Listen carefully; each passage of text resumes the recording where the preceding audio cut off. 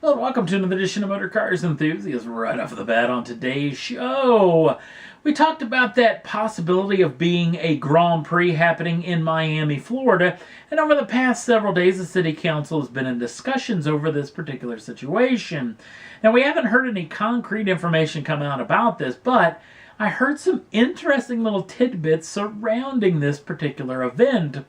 The sheer fact that not only is Miami in the running for a brand new Grand Prix here in the United States, but also that whole deal that happened in New York with Manhattan as the skyline apparently is still in play. And those folks are still working on wooing the FIA Formula One series over to New York State.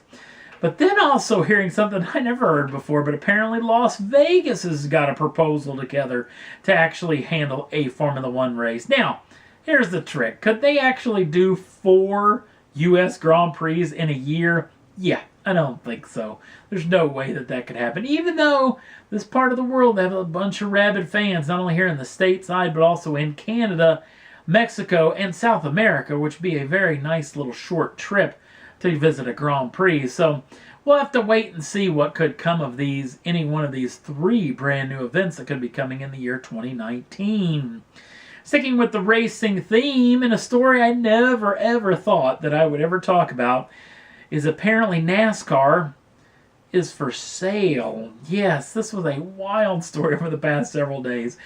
Now, the France family that has now handled NASCAR for 3 generations, starting off with Big Bill France Sr., I guess it would have been, who actually came up with the whole NASCAR series way back in the day. And it's continued on through Bill France Jr., along with now the grandkids that have been running it over the past several years. Now, they've hooked up with the folks over at Goldman Sachs to put out some feelers out there to see if the series is in the running to actually be owned by someone else. Now, there is a talk that a lot of media outlets are actually looking to own this, and a lot of media groups. I'm thinking, Liberty Media that already owns Formula One, they could probably be a very good brand new owner for NASCAR. But one of them that really came out to me is one that may be a real dark horse, but no sense in starting a rumor. Okay, let's start a rumor. How about Feld Entertainment? Now, you may not know that particular name, but you probably know some of their franchise series, including Monster Jam, a Series 4 monster trucks, along with the biggest indoor motocross series on the planet, that is Supercross. Now, why do I think of these guys? Well, the real trick is Supercross, big sponsor, or their title sponsor for the series, is Monster Energy. What just happens to be the title sponsor for NASCAR? Monster Energy. And Feld Entertainment's got a very good reputation with Monster, with their athletes all over their series. So this could be a real good fit for these guys. And obviously, folks over at Feld Entertainment have done a real nice job growing not only Monster Jam, but also Supercross. So this could be a real good fit. Again, this is little to nothing of me knowing. This is just me crazy, wild rumors actually floating about. So we'll wait and see what could come of the NASCAR franchise in the future, even though maybe the France family may end up keeping this. In the end, we'll wait and see. Well, with the 24 hours of Nürburgring just hours away, the folks over at Mercedes-Benz and their big home track race wanted to show off a brand new model that debuts right there at the 24 Hours of Nürburgring. It's Mercedes-Benz brand new AMG GT63S Edition 1. Yes, very tight, snippy name that is.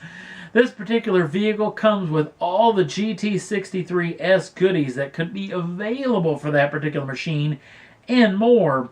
This vehicle comes with a 4-liter twin-turbocharged V8 making 630 horsepower, 627 pounds-feet of torque.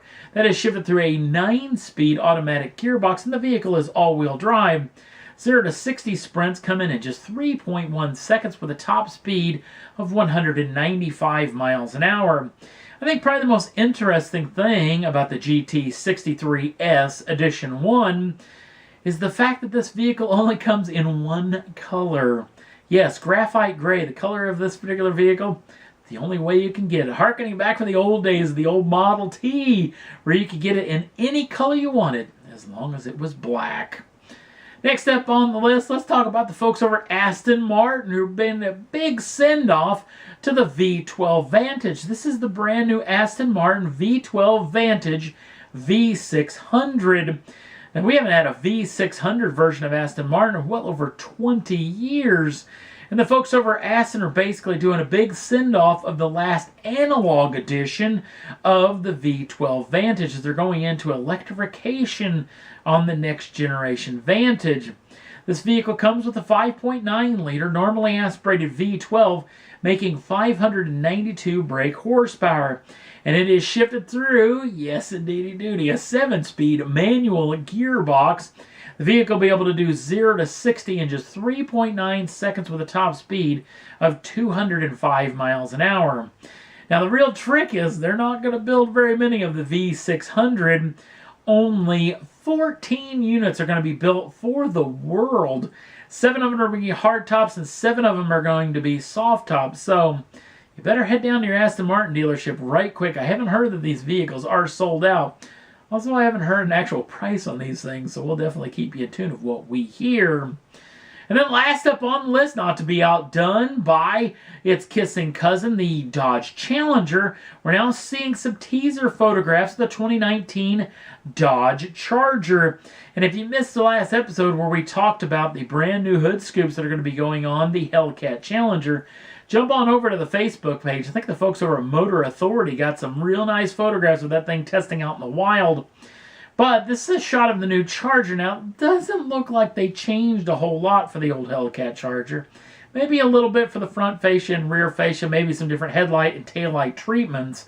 But you definitely see right there next to the SRT emblem, they're taking a little page from the Hellcat Demon by using a cold air induction setup where they're going to try to pull in air right from the outside to cool down that dense charge, making a lot more power out of that supercharged 6.2-liter Hemi V8. And that's got me thinking that that new hood for the Challenger could be actually functional as well. So a lot of things we'll have to wait and see on, and we'll definitely keep you tuned to what we hear.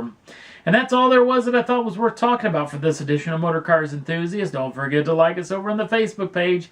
Links down in the show notes. Also, if you'd like to subscribe to the channel, you can do so at any time. Get the first dibs on the brand new shows as soon as they come out. Thanks for watching. We'll see you again real soon.